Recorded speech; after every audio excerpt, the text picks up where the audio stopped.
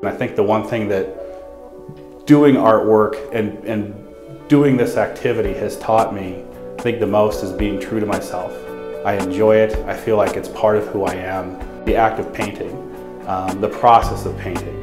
At some point you start something and you do the best you can with a focus goal, but at some point the paint sort of takes over and it no longer is really self-will, but reacting and flowing with what presents itself on the canvas. And I think really going with the flow is something that painting has really taught me, and I'm grateful for it.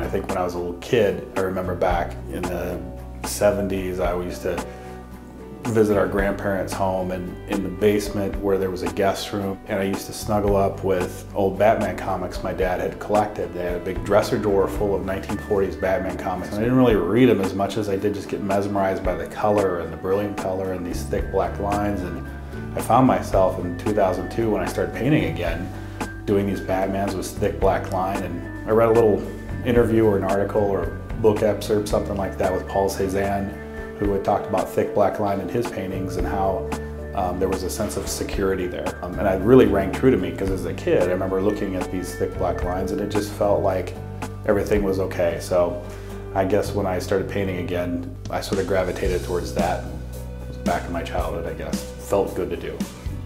In 1987 and 1988, I was able to be one of the team of Herky the Hawks. When you put that hat, that helmet on, and when you put that costume on, it was really great to have people want to come up to you and basically, you know, give you love, so to speak, as a Herky. So it was a lot of fun, but when I'm doing a painting, I'm really trying to make it a good painting, and the Hawkeyes just kind of unintentionally sort of got into it. You are who you are, and I guess I was Herky, and I didn't intend on making the Herky paintings, but it all really flowed really well, and I think I got it when I started painting. I think I know what it is to be a Hawkeye. I know what, you know, if you're a Herky, you kind of have to know. I think really it was just really a good marriage, and I got the fans, and they got what I was doing, but I think I was bringing something new to the Hawkeyes, and that I'm bringing really a love of painting with the Hawkeyes in it. When I came back from LA in 1993, I'd met my wife and I had started painting. It was a great time, but I continued to really get into artwork and really struggled and really learned how to paint. It felt like at the end of 2 years, I really could hold my own as a painter. But really for about 8 years, I didn't do anything artistically. You know, I didn't do anything artistically until 1990, and then in 1994 I shut it off. But somewhere around 2002, 2003, I started thinking, I kind of want to paint again. I remember hearing about how Kinnick Stadium was going to be renovated, and I thought, I've used multimedia pieces in the past, and I thought there's got to be something there that could be able to utilize. And when the stadium was imploded, there was a lot of stuff that they were going to get rid of, and I thought, why don't I see if I can turn that into artwork? I've done some multimedia pieces in school. So I started crushing up brick from Kinnick Stadium, and I ended up finding this wood that was the original seating from 1929 Kinnick Stadium that I've used as part of a frame in my artwork. So for me, it's kind of fun that, you know, I'm learning about the material, I'm learning about the subject matter, but it's also fun to really have living history in my work. And my work started layering into this history element. So when I was doing the Hawkeye paintings, it wasn't just to put necessarily just a Herky on a painting, but it was really trying to layer history and look at different compositional elements and really different colors and that sort of thing. And that ended up leading into working with Hayden Fry and Dan Gable.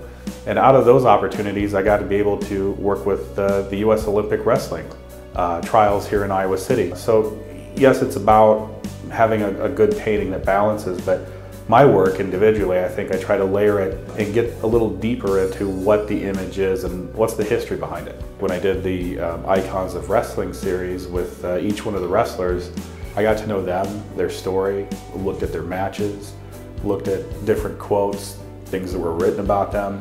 So I really try to dig deep and try to get to know that particular subject matter that I have, and then start to layer it with paint, and just start to layer with subject matter and let the paint kind of start with my own thought process, but what it ends up doing is really layering itself into something else. What I really love about what I do is is that I don't know what's coming. I try to plan the best I can. I dig into the history. But in digging into the history, you think you know something about a subject matter and you can assume something, but when you start digging and digging and digging, there's moments as a painter where you look and see something that maybe you never really saw before. And I like kind of looking under the rock, so to speak, and finding something that's really special, unique and rich, and putting that into the artwork.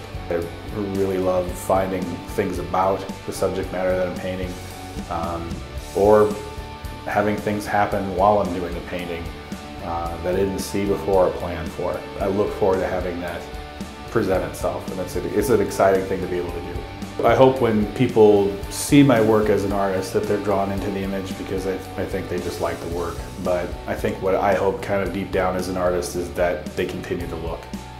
They look at different images, they look at different parts of the painting, and really they see it as a painting as a whole, and not so much think about it as, ooh, this is what it is, I get it, but really continue to look at the painting and go, ooh, that's there, and I didn't see that before, and just little layers and richness. That's what really I love about painting, and I hope people see too.